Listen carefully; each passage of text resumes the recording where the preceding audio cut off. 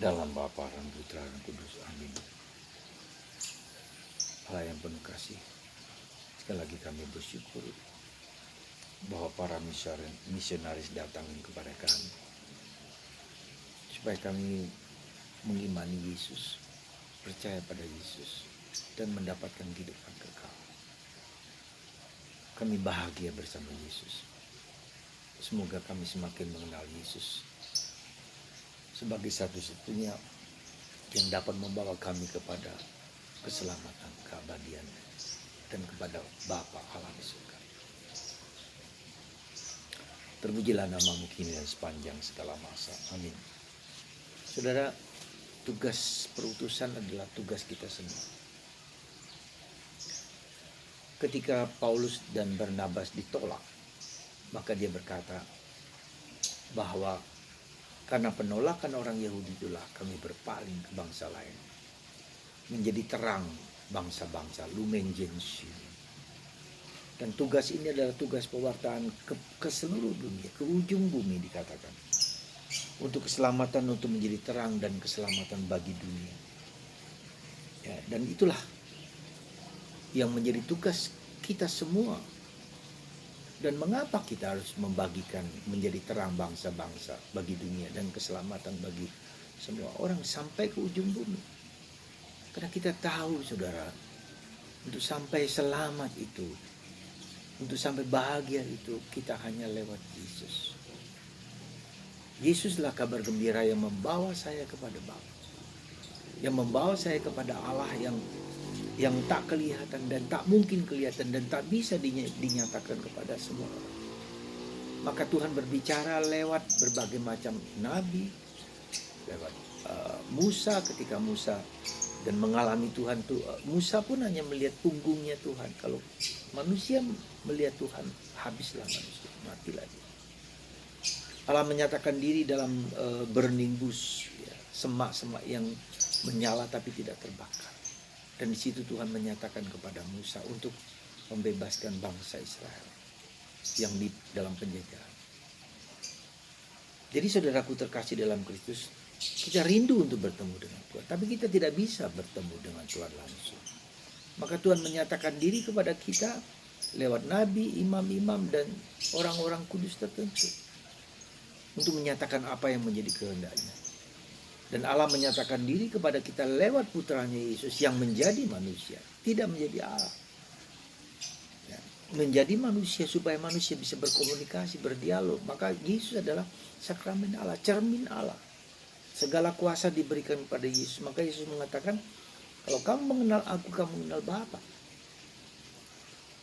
Dan Yesus heran kepada Filipus yang mengatakan bahwa kamu sudah berapa lama mengenal aku, tapi kamu tidak mengenal Bapa. Dan pertanyaan dan keraguan, keprihatinan Yesus ini juga keprihatinan Yesus pada kita ya zaman sekarang. Zaman sekarang kita sudah berapa lama kita mengikuti Yesus? Sudah berapa lama kita menjadi orang Katolik? Tapi apakah saya mengenal Bapa yang ada di dalam Yesus? Dan sekarang juga, apakah saya mengenal Yesus? Pertanyaan yang sangat indah dan bagus dan mengejutkan. Karena Yesus mengatakan apa yang kuajarkan, apa yang kuberikan, apa yang kunyatakan, itu berasal dari Bapa. Bahkan Yesus mengatakan, semua orang yang datang kepada itu karena kehendak Bapa, karena Bapa yang membawa aku kepada Yesus. Ya. Jadi saudaraku terkasih dalam Kristus, bacaan Injil hari ini sungguh merupakan sesuatu yang mencengangkan, sesuatu yang menggembirakan, sesuatu yang menyejukkan. Dan kita bersyukur kepada Filipus karena dia bertanya tentang siapakah Yesus dan bagaimana kita bisa bertemu dengan Allah Bapa di surga lewat Yesus. Ya. Maka tidak mungkin dalam kerangka sejarah keselamatan dalam agama apapun bahwa Allah menyatakan dengan terbuka di depan mata kita. Tidak. Lewat tanda-tanda, lewat orang lain, lewat peristiwa, lewat kejadian, lewat apa. Dan peristiwa lewat Yesus inilah yang menjadi kekuatan bagi kita bahwa Allah tidak hanya lewat nabi, lewat orang-orang pintar, lewat orang hebat, tapi lewat putranya.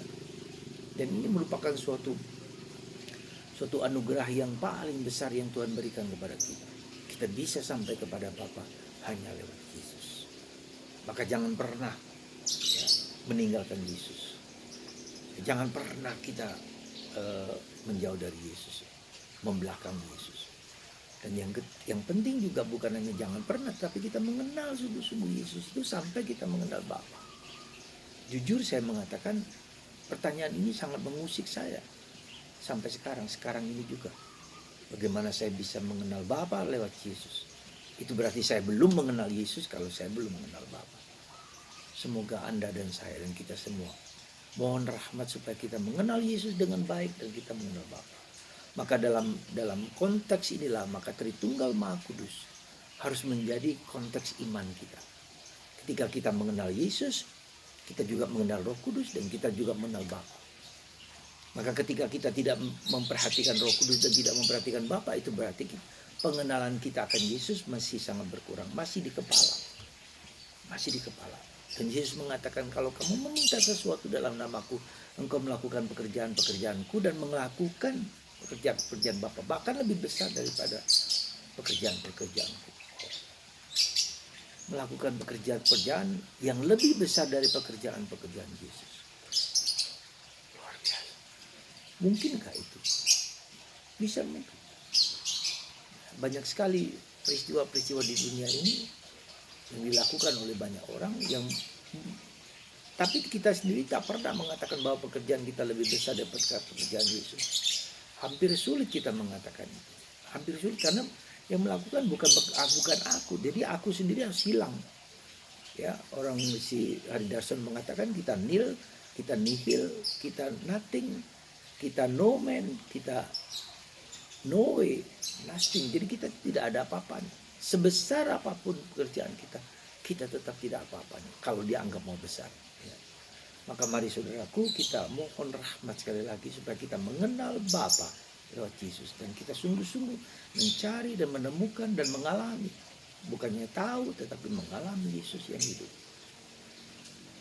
Semoga Tuhan memberkati Anda semua. Bapa